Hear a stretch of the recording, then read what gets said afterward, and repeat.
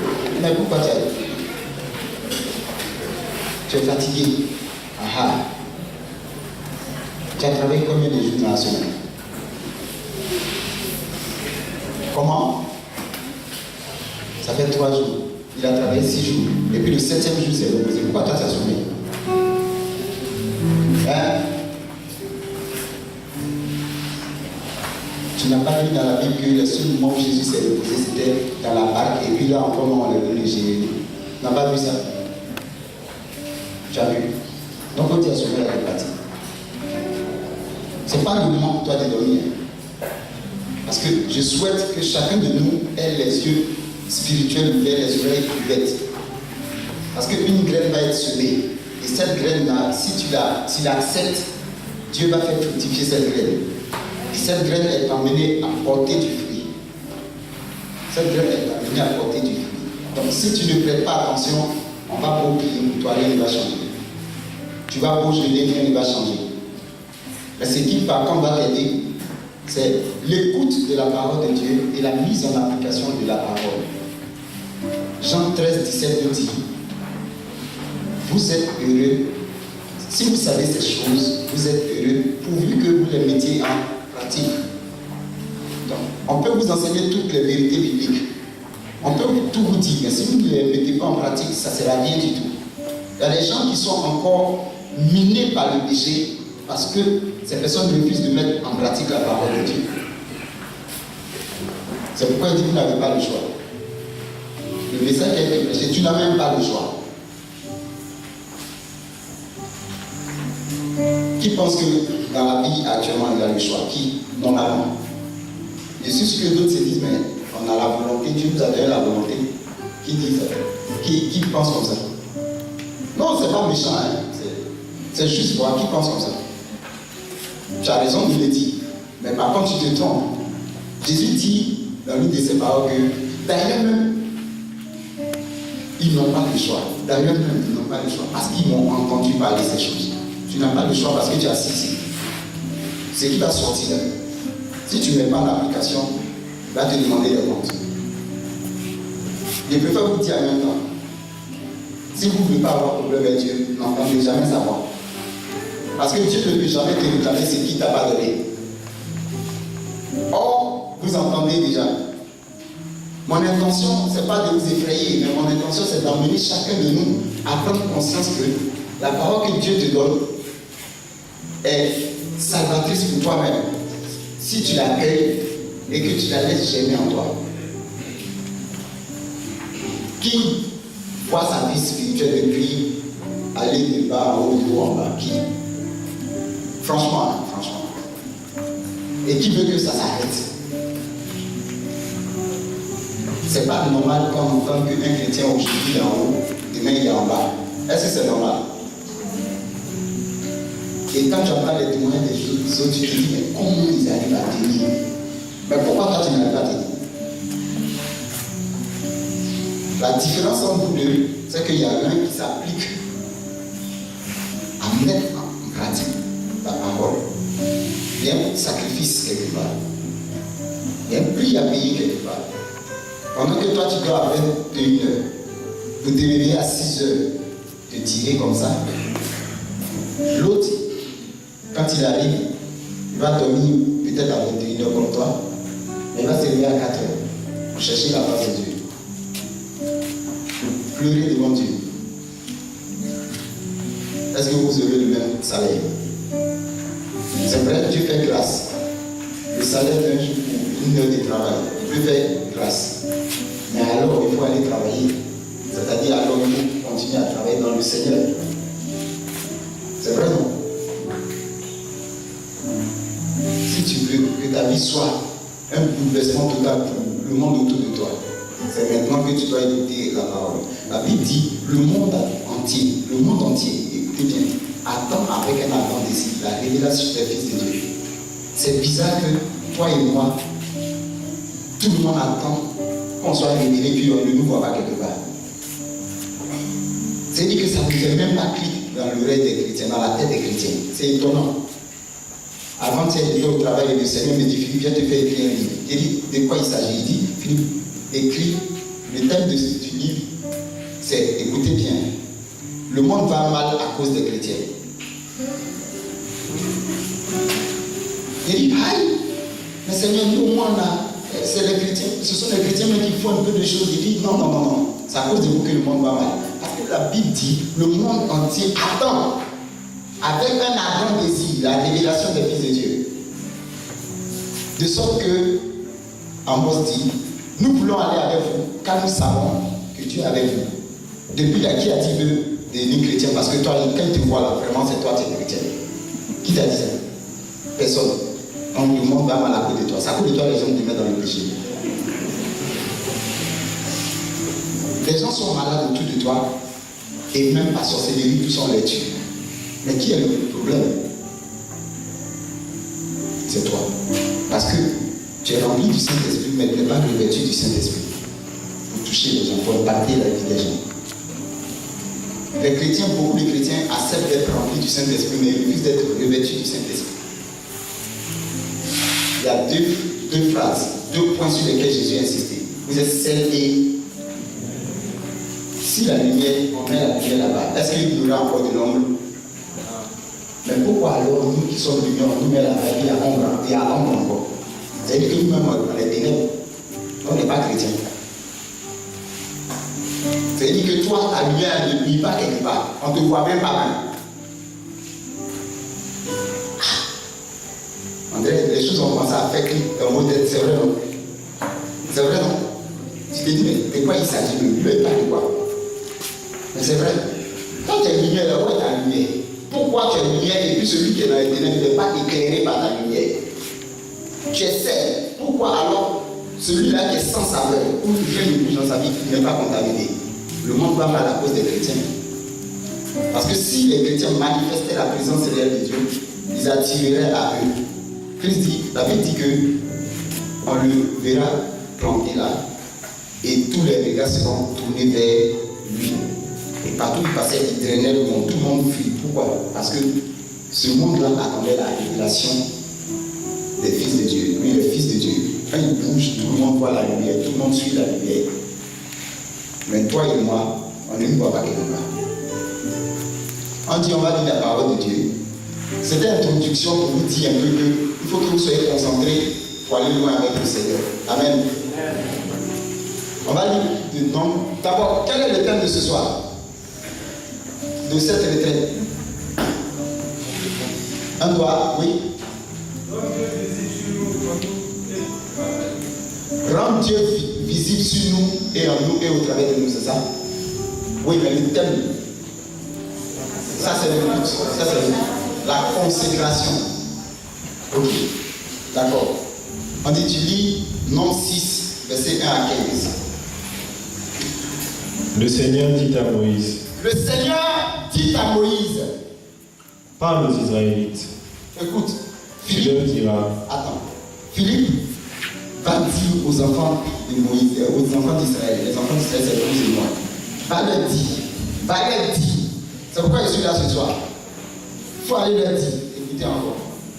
Lorsqu'un homme ou une femme s'acquitte d'un vœu de nazir par lequel il s'est mis à part pour le Seigneur, Lorsque quelqu'un décide de se mettre à part pour le Seigneur, il s'abstiendra de vin et de boissons alcoolisées. il s'abstiendra de vin et de boissons alcoolisées.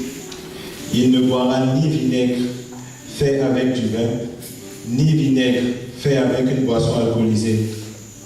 Il ne boira d'aucune boisson à base de raisin. Il ne mangera ni raisin frais, ni raisin sec. Il dit, lorsque quelqu'un décidera de se mettre à part pour Dieu, il ne boira pas de boissons alcoolisées. Il ne boira même pas même de boissons sucrées même. Allons-y. Pendant tous les jours de son naziria, Pendant tous les jours de son vœu, il ne mangera rien de ce qui provient de la vigne, pendant tous les jours de son vœu, il ne mangera rien de ce qui provient de la vigne. depuis les pépins jusqu'à la peau du raisin. Je suis sûr que vous dites même, qu'est-ce que ça a à voir avec moi? Avec des vins, avec des bières, tout ça, il va les voir. Allons-y. Pendant tous les jours de son vœu de naziria, le rasoir ne passera pas sur sa tête. Pendant tous les jours de son vœu de Naziréa, le rasoir ne passera pas sur sa tête. Tu ne seras pas coco taillé. Tu ne seras pas bibé. On continue. Jusqu'à ce que soient accomplis les jours qu'il a mis à part pour le Seigneur. Jusqu'à ce qu'il ait réalisé son vœu vis-à-vis de Dieu. Il sera saint. Il sera. Je n'ai pas entendu. Il sera saint. D'accord? Il laissera pousser ses cheveux librement. Il va faire comme s'il est fou. Parce que quelqu'un qui laisse pousser ses cheveux librement, il est comment? Il est fou. Pendant tous les jours qu'il a mis à part pour le Seigneur, il ne s'approchera pas d'un mort. Il ne s'approchera pas d'un mort. Même pour la mort de son père. Même pour la mort de son père, de sa mère, de son frère, de sa soeur, de son cousin, de sa tante, de sa grand-mère, de son arrière-grand-père, de son ami, de tout le monde, qui ne s'approchera pas des morts quand tu seras consacré au Seigneur. Même pour la mort de son père, de sa mère, de son frère ou de sa sœur, il ne se rendra pas impur. Il ne se rendra pas impur. Car il porte sur sa tête un signe de mise à part pour son Dieu. Car le gars que vous voyez là, il s'est mis à part pour son Dieu. Pendant tous les jours de son naziréat, il sera saint pour le Seigneur. Ça fait combien de fois on dit saint? Ça fait 2, c'est le chiffre du témoignage, de l'attestation. Tu attestes que ce qu'il a fait dire, c'est réel. Et que ça lui tient à cœur. 2, ça veut dire qu'il confie que quand tu te mets à part pour le Seigneur, tu vas être saint. On continue. Si quelqu'un meurt subitement près de lui, rendant ainsi impur sa tête de nazir, Donc si ce mec-là, il se retrouve quelque part et tout d'un coup devient impur, il se rasera la tête le jour de sa purification. stop. Il se rasera la tête. Consécration en train d'être gardée. Vous allez comprendre beaucoup de choses. Il se la rasera le 7e jour. D'accord. Le 8e jour, il apportera 2 tourterelles ou 2 colombes au prêtre à l'entrée de la tente de la rencontre. Le prêtre On apportera tout ça là, à l'entrée de la tente de la rencontre, de la tente d'assignation. Et il repart maintenant vers le Seigneur. Le prêtre en offrira une. Doucement. Vous avez compris, non? Le jour que tout ça va lui arriver, quand il va toucher un mort, là, il est obligé de venir maintenant devant Dieu encore, par l'intermédiaire d'un prêtre. Dis quelque chose. Dis, il y a quelque chose dedans. Il y a révélation. Il y a confession. Il y a confession dedans. Il s'approchera d'un prêtre pour se mettre devant Dieu maintenant. Il y a confession. Dans la consécration, il y a confession dedans. Ceux qui ne croient pas aux doctrines de l'Église, là, on ne parle pas de confession. J'en arrive, allons-y. Le prêtre offrira une en sacrifice pour le péché. Le prêtre te pardonnera ton péché, t'absoudra tout ça. Et l'autre en holocauste. C'est ça. En prière, holocauste, prière, il montera devant le Seigneur. Il te pardonnera ton péché, il fera monter une prière devant le Seigneur pour toi. Qui a dit que confession, c'est pas bon?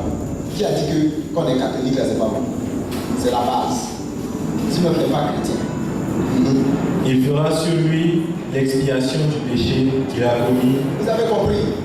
Il fera sur lui l'expiation du péché. C'est qui va faire ça? Est-ce qu'il a dit c'est toi-même qui vas faire ça? On continue. Il fera sur lui l'expiation du péché qu'il a commis pour le mort. Il consacrera ainsi sa tête ce jour-là. Donc il va repartir à zéro avec le Seigneur. Il va se consacrer à nous. Il mettra de nouveau à part pour le Seigneur les jours de son naziréat. Donc il va reprendre tout à zéro.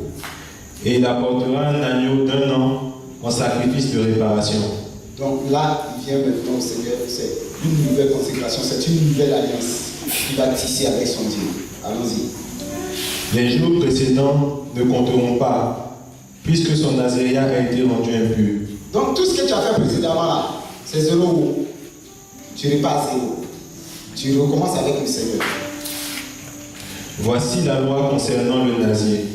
On s'arrête là. Le verset 7 dit quoi? Merci. 7. Tu remontes. Même pour la mort de son père, Oui, la suite de sa mère, la deuxième partie. il ne se rendra pas impur, car il porte sur sa tête Quand il porte sur sa tête un signe de mise à part pour un son Dieu. signe de mise à part pour le Seigneur. Amen. On va s'arrêter là. Tu restes là, tu me suis bien. Si tu dis, tu vas aller. Tu sais pourquoi tu es arrêté là? Tu sais pas. Tu vas savoir.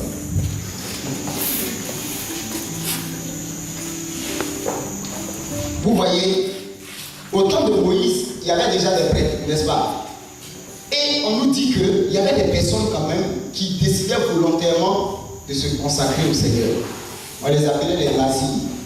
En hébreu, naziréa ou bien nazaréa vient de nazir ou bien de nazar. Nazar qui veut dire mettre à part, partager et semer. Vous voyez? Et donc, il y a des gens qui décidaient personnellement de dire, bon, aujourd'hui, moi je veux servir le Seigneur ou bien je veux faire comme ceci avec le Seigneur. Et quand cette personne a décidé, il y avait 3 conditions. La première des conditions, la personne devait s'abstenir de tout ce qui est liqueur, tout ce qui est vin, tout ce qui est boisson. Deuxième condition, ses cheveux ne devaient pas, aucune lame ne devait toucher ses cheveux. Ses cheveux devaient être consacrés au Seigneur. Et troisième condition, il ne devait pas toucher un cadavre. Amen. Ça, c'était les conditions pour être nazi. Mais ceux-là, c'était les personnes puissamment pointes. Je prends 2 cas. Dans la Bible, vous connaissez l'histoire de Samson.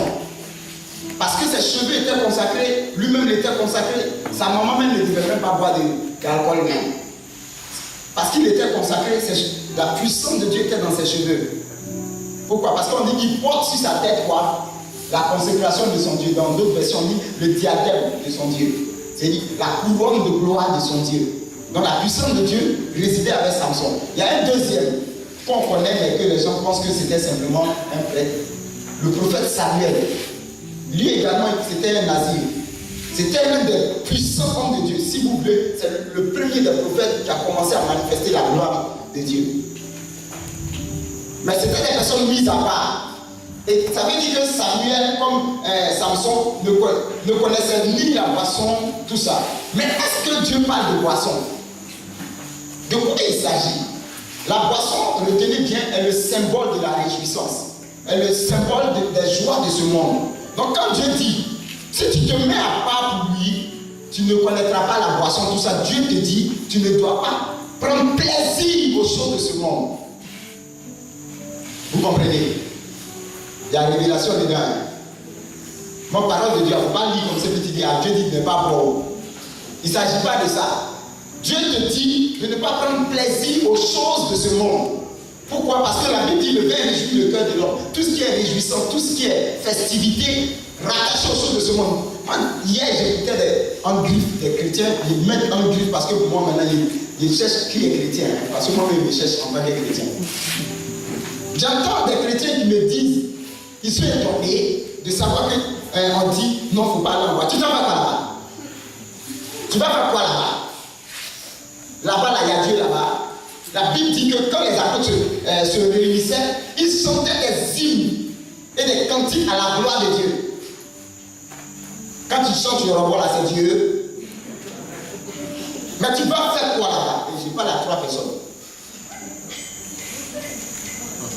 Vos histoires de non, on peut aller danser un peu, tu mens. Dieu t'a jamais dit ça. Tu marches loin de Dieu. Vous voyez, je vais vous dire la vérité aujourd'hui pour que vous soyez sauvés. Parce que les temps sont très, très mauvais. Quand on dit vous ne savez pas de quoi il s'agit. Il y a des choses qu'on vous dit, vous avez dit non, ceux-là, des prophètes de temps en temps, moi, je m'en fous. Si vous voulez vous dites prophète de malheur ou quoi, je vais annoncer ce que Dieu m'a dit. Je me rappelle, il y a 3 ans, on était allé prêcher pour la veille nationale à Amogo. Ma femme priait parce qu'il était à la maison, Dieu a commencé à prophétiser sur moi par rapport à la nation. Elle dit, c'est pourquoi mon mari va aller dire là-bas, ça là, je suis allé, il a dit pian. Mettez-moi en prison, ce n'est pas mon histoire. Ce que je veux vous dire, quand vous acceptez de marcher avec Dieu, quand vous acceptez de vous consacrer, et d'ailleurs, ça c'était des personnes qui voulaient se mettre à part. Les prêtres sont déjà mis à part. Mais quand tu es chrétien, tu es mis à part. Vous ne savez pas ça? Vous êtes dans le monde, mais vous n'êtes pas Dieu. Donc tu es mis à part. Donc en réalité, tout chrétien est un nazi. Tout chrétien est un nazi. Toute chrétienne est une nazie. Ne pensez pas que vous pouvez faire ce que vous voulez. Aucun de nous n'a le droit de faire ce qu'il veut. Ce que nous devons faire par contre, c'est de marcher selon les prescriptions de Dieu. Dieu dit de ne pas se mettre dans les réjouissances de ce monde. Vous êtes dans le monde, mais vous n'êtes pas du monde. Premier point, c'était le vin. Deuxième élément, il dit, lis, le deuxième élément, après le vin, il dit quoi? Pendant tous les jours de son nazérien, il sera saint pour le Seigneur. Il sera saint, oui, on continue. Si quelqu'un... stop. Il sera saint, ça veut dire que pendant cette période-là, effectivement, il ne va même pas se souiller avec les choses de ce monde-là.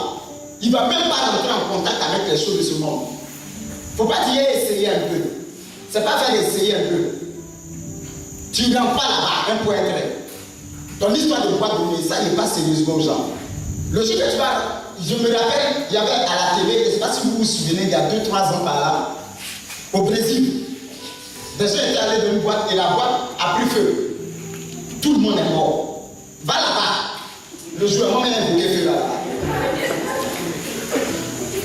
Il ne s'agit pas d'aller dire non, oui, tu sais, on est chrétien, mais on peut aller danser un peu, danse à la maison. Danse à la maison. Non, tu sais, c'est pas la même ambiance. C'est quelle ambiance tu cherches? C'est quoi tu cherches là-bas en fait? Non, dis-moi l'ambiance un peu. Peut-être moi, si ce jeu de lumière là, on peut payer maintenant pour mettre à la maison. On va payer ça. Tu veux quelle ambiance? Dis-moi. Tu veux quelle ambiance? Dis. Tam-tam. On a tam-tam. Quoi encore? Bruit. Voilà ce mot là qui est là. On va mettre le dernier volume dans la maison, pas sûr. Qu'est-ce qu'il y a encore? Jeu de lumière, on vend ça maintenant, on place un peu partout. C'est même pas cher. 35 000. Vous voyez ce qui donne le jeu de lumière dans les conseils là. 35 000. C'est ce que vous voulez. Mais Dieu dit, pendant tout le vœu là, tu n'en pas là-bas, tu dois être saint. Un point intérêt. C'est pas boîte de nuit seulement. C'est les lupanas. Vous connaissez les lupanas, non? Bon, comment il est c'est ça qui est le bon mot en français. Bon, c'est chez les prostituées. Les maisons de joie. En bon français, on dit lupana. Donc, les maisons de joie. Tu ne vas pas te permettre de glisser tes pieds là-bas. Tu vas aller faire quoi là-bas? Ou bien tu es marié et puis il y a une petite maîtresse là-bas. Il dit tu ne vas pas là-bas. Ça sont les choses de ce monde-là. Ce sont les joies, ce sont les joies. Pourquoi? Parce que regardez, dans le jardin d'Éden, la Bible dit que quand elle a vu, on dit c'était agréable à regarder et bon à manger. Elle n'a pas encore mangé, mais bon à manger. Elle n'a pas encore mangé, mais on dit bon à manger. Qu'est-ce que c'était bon à manger? C'est dit toi-même dire le péché est conçu dans ton esprit quelque part là. C'est ce que ça veut dire. C'est pourquoi Christ dit celui qui regarde une chose et convoite, il a déjà péché. C'est dit toi-même tu fantasmes toi seul. Tu es là, tu rêves. Je ne sais pas quoi. Je passe sérieusement. On continue. Deuxième point. Il ne mangera rien de ce qui provient de la vigne depuis les pépins jusqu'à... Sur cette partie, on va à les cheveux. Pendant tous les jours de son vœu, le rasoir ne passera pas sur sa tête. Le rasoir ne passera pas sur sa tête. Stop. Descendez. Pendant tous les jours de son vœu, écoutez très bien, le rasoir ne passera pas sur sa tête. Quelqu'un qui laisse ses cheveux il est rond. C'est comme il est fou. En réalité, quand tu marches avec le Seigneur, ce qui est important, c'est ce que Paul dit. Ne vous parlez pas d'or et de bijoux. C'est pas qu'on s'en fout de ça, mais il dit parlez-vous de bonnes œuvres. C'est le signe de la négligence des choses terrestres. Abandonner ses cheveux. Donc Dieu en fait te dit, c'est pas la peine de t'attacher aux choses terrestres. L'argent, non. Oui, il faut que j'ai une voiture comme ça. Et puis quoi encore? Voiture, là, quand tout le monde est dans un accident, il est là. Donc quand Dieu te parle de laisser ses cheveux, c'est abandonner les choses de ce monde-là. Désirer les choses de ce monde, c'est même pas la peine. C'est une négligence volontaire des choses de ce monde. Si tu avais l'habitude de manger des plats de foutou, 2 plats, 3 plats de foutou, toi seul à midi, mon ami, c'est pas ça là qui est important. Est-ce que quand tu manges des mille, tu vas la salle? Si tu es la salle, pourquoi tu dois manger 3e? Donc c'est une négligence volontaire. Les cheveux que vous voyez ouya, c'est une négligence. Attendez. Quand on voit les Rastafari, c'est exprès, non? C'est volontaire. C'est une négligence, il laisse ça. Il dit c'est ce qu'il veut. Un point fait. C'est ce que Dieu nous demande. Une fois que tu t'engages à sa suite, une fois que tu es chrétien, tu dois commencer à négliger les choses qui te touchent. Les histoires de noms, il faut que Paul Muni qui m'arrive ici, ou Ou bien maintenant, mon pantalon, je ne sais pas, bas tuyau, bas éléphant, bas quoi. Non, body, il faut que ça me plaque un peu. Non, là, comme ça, vous voyez, donc quand ça me plaque, en partie de mes sorties, les tablettes. Qu'est-ce que tu appelles tablette? Mais quand tu tablette, le diable va manger ton pain. Mais attends, les tablettes de chocolat, on va voir. Vous riez, mais vous pensez que les termes que vous employez là, le menu ne connaît pas. La Bible nous enseigne que tout ce qui est terrestre est une pâle représentation de ce qui est dans les cieux. Donc, il ne faut pas penser que ce que tu es en train de dire, ça n'existe pas là. Sinon, comment se fait-il qu'un homme en dit qu'ils ont mangé son âme? Tu demandes au sorcier, on dit non, ils ont vu moulon. Continue de dire tablette. Continue. Chocolat. Donc, Dieu dit, c'est une négligence volontaire. Vos histoires de mettre l'argent dans vos cheveux, vous les femmes. Je me rends compte que vous pouvez dépenser 10 000, 15 000, 20 000 par semaine dans les cheveux. C'est quoi tout ça? Il y a des femmes qui font ça. Cheveux là, tu as fait déjà la semaine. Ça sent pas. Tu dois dire non. Il n'y a pas dit de ne pas vous rendre belle. C'est pas ce que je dis. C'est important. Parce que la Bible dit un beau visage réduit le cœur de son homme. Mais il dit de son homme. Amen. Donc, il ne faut pas déjà commencer à payer un mèche. C'est comme si, je ne sais pas si vous avez remarqué, les jeunes filles maintenant, elles font les mèches qui arrivent là. Tout le monde, ça traîne un peu. Si vous aviez les yeux pour voir, un jour on demandait à Dieu d'ouvrir nous tous nos yeux là. J'étais allé prêcher à Boaké avec des frères, et puis on faisait une adoration. Et moi je voyais certaines choses, je disais, les gens ne voyaient pas, ils disaient, oh Dieu, fais-leur grâce. Quand ils ont ouvert leurs yeux comme ça, les gens commençaient à pleurer tous. Les anges qui étaient descendus en train de chicoter les gens dans la ville là. Les gens ont fui pour se cacher en bas des chaises. C'est parce que vous ne voyez pas, vous continuez. Les longs cheveux que vous voyez comme ça là, c'est le signe de la sirène, la présence d'un démon. Vos histoires de ombre, vous mettez 3, 4, 5 couleurs là. Ça peut faire quoi même? Ça peut faire quoi? La vie chrétienne, la consécration à laquelle Dieu nous appelle, c'est une vie saine. Quand on te regarde là, on dit qu'il avait ni aspect ni beauté pour attirer nos regards. On n'a pas dit Jésus n'était pas beau. Hein? Vous venez d'écouter un message du MISSI, le ministère catholique d'intercession pour la Côte d'Ivoire. Faire entrer la Côte d'Ivoire dans la gloire promise par Christ. Tel est notre but. Suivez-nous sur notre site internet missi-6ci.com ou sur notre page Facebook.